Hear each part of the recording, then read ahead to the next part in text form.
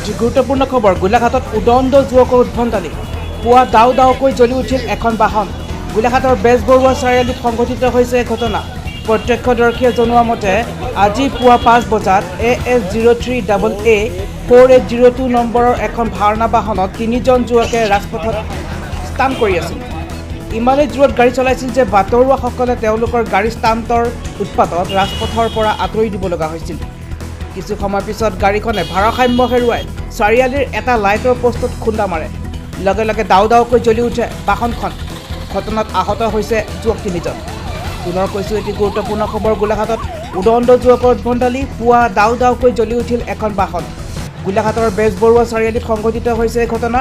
প্ৰত্যক্ষদৰ্শীয়ে জনোৱা মতে আজি পুৱা 5 বজাত AS03AA 4802 নম্বৰৰ এখন ভাৰ্না বাহনত 3জন যুৱকে ৰাজপথত ষ্টাণ্ট কৰি আছিল।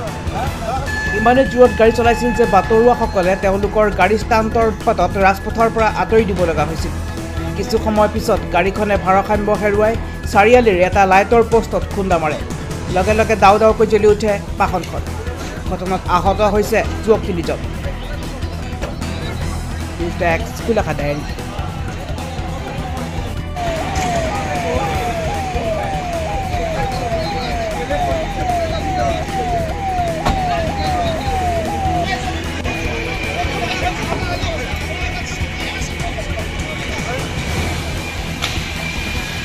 গাড়ী ষ্টেণ্ডটো কৰি আছোঁ।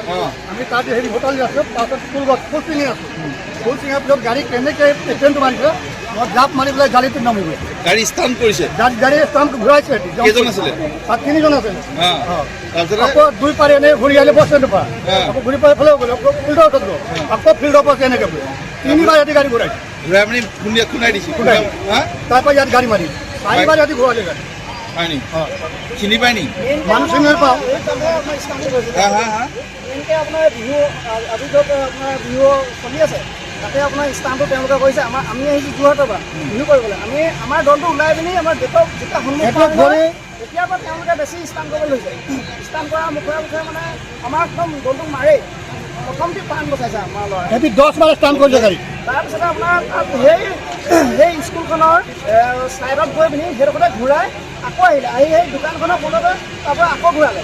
এনেকুৱাকৈ ঘূৰাইছে দোকানখনৰ মানে আপোনাৰ লাগু অৱস্থা। 10 বাৰ ষ্টাণ্ট কৰিছে গাড়ী। আহি ঘূৰি আহি এনেকুৱা মানে আপোনাৰ 100ৰ ওপৰত আছে তেওঁলোক। 100 স্পীডত মাৰি দিছে। 100 স্পীডত আছে। মানে আপোনাৰ চকুৱে মুনি নোপোৱা স্পীডত আহিছে তেওঁলোক। মই এখন ই ৰিক্সা চলাওঁ। ই ৰিক্সা ভাড়া মাৰিবলৈ ৰাতিপুৱাই ওলাই আহিছিলোঁ। আহি পেলাই আমি ৰত্নগিৰি কাউণ্টাৰৰ ভাড়া ল'বলৈ ৰখি আছিলোঁ। তাৰপৰা দেখিছোঁ বিহুৰ তলিৰ ফালৰ পৰা এই গাড়ীখনে কেইবাবাৰো একদম অহা যোৱা কৰি একদম এনেকুৱা ষ্টাণ্ট কৰিছে নহয়। মানুহবোৰ ৰাস্তাত পলাইছে, তাহাঁতৰ হেৰিয়াত ফৰিং চিটিকা দিছে। তাৰপৰা সেইটো দেখি মই লগে লগে ফোন কৰিছোঁ থানালৈ। থানালৈ ফোন কৰাৰ পিছত বোলো গাড়ী এখন এনেকুৱা কৰি আছে, আপোনালোক আহক সোনকালে।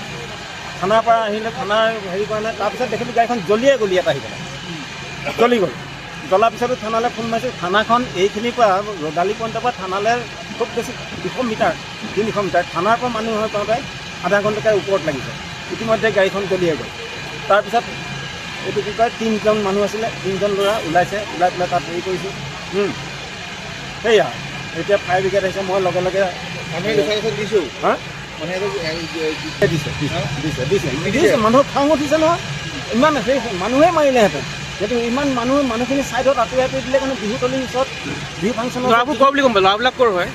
নাজানো মই গম পাওঁ। গাড়ীখন গোলাঘাটৰ নে ক'ৰ? গাড়ীখন গোলাঘাটৰ 03 ৰেজিষ্ট্ৰেশ্যন যোৰহাটৰ ৰেজিষ্ট্ৰেশ্যন।